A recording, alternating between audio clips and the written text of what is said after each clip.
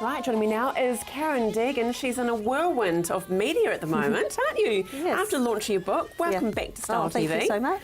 It's been amazing, hasn't it, the whole journey? Oh, it was a fantastic night, and yeah, we're getting a bit of media interest, you know, radio stations and magazines. It's been really great. And you had your first review in America? Yes, yeah, and it was a good one too. It was Absolutely fantastic. Yeah, you must be thrilled because hard market to crack, isn't it, really? Okay, let's have a look at the night.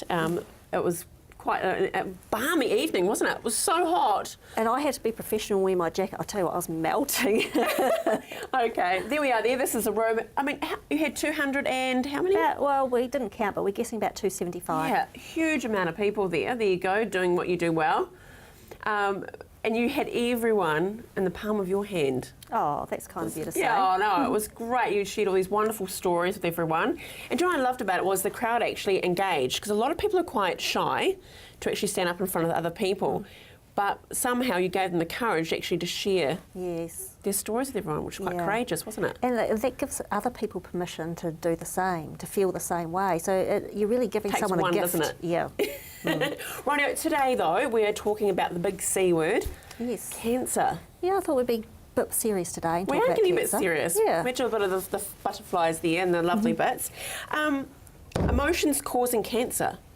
Well, you know, there are multiple causes of cancer, and so there's no one thing, there's no one cure either, but mostly it is toxins. So it could be toxins in your food. We know that if you don't eat healthy, well, you're more likely to get cancer. It could be toxins in your environment. We know that things like radiation, pesticides, you know, can cause cancer as well. But what about toxic thoughts? What about toxic emotions? You know, there are a lot of doctors saying that a major contributor to most illnesses is actually unresolved emotions. So anyone who's got some serious illness, particularly cancer, needs to look at all of those things. They need to look at their food, they need to look at their toxins in their environment, and they need to look at the toxins within. Wow, so it's quite strong. We do hear about it though. A lot of people, once they find out, then it can be quite a quick road, unfortunately. Well, unfortunately, when you get the diagnosis of cancer, that's a really fearful diagnosis. That fear alone can kill you. You know, I've heard Dr. Bruce Lipton say that you can literally drop dead from fear. So the fear that comes in when you get that diagnosis is probably more damaging than what, you know, the cancer itself. And those emotions can affect the actual physical body. I know you're talking a lot about mental, but a lot of the physical body as well. They do. I mean, you just look at anger, for example. When you are angry, you tense up, your face goes red, the veins stand out on your neck. There's a physical connection between your emotions and your health. So imagine if you were holding a negative emotion or belief or something for a long period of time. Imagine the damage that can do to the body. Oh yeah, ultimately. And the immune system as well, I'm guessing as well, that could break it down over time. Well, the thing is that it's normal for us to have cancer cells in our body. That's normal, we all do. But our immune system keeps on top of it until it can't. And so if we're under stress, then that turns the immune system off. If we, you know, lots of things can turn the immune system off, particularly stress, and we'll talk about that some more another day.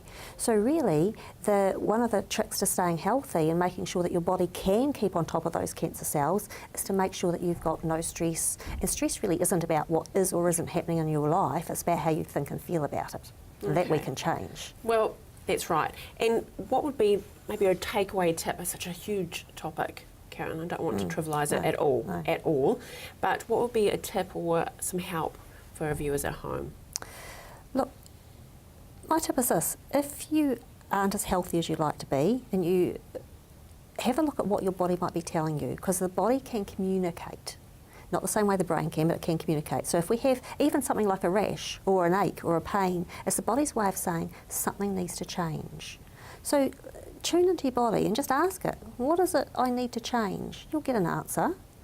And maybe there is some emotion you haven't got over. Maybe you need to get some help. We go to the doctors all the time if there's something physically wrong, but who do we go to when we need to change an emotion? Yeah, and of course that's what I do. Yeah, exactly. It's just listening to inner voice, I guess. Yeah. That's the biggest thing. Thank you so much, Karen. Now, good luck with this continued roller coaster. And you're away on holiday. I'm going to do a walking holiday. Yes. We love that. Look forward to hearing all about that. Rightio.